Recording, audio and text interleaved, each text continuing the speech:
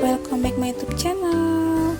Apa kabar nih? Balik lagi sama aku ya, Mama Akbar. Hari ini, di video kali ini aku mau buat ramuan alami untuk anak aku yang sedang sakit. Dia lagi sakit batuk, pilek, demam. Hari ini aku mau buat, ini dia bahan-bahan alaminya. Oke, ini dia. Di sini ada minyak kelapa buatan sendiri. Ini buatan aku sendiri ya. Nah, ini dia ada asam jawa. Ini ada kencur setengah sama bawang merah. Nah, ini udah aku parut ya jadi satu semuanya. Ini mau langsung dibalurin aja ke ubun-ubun dan badan anak aku.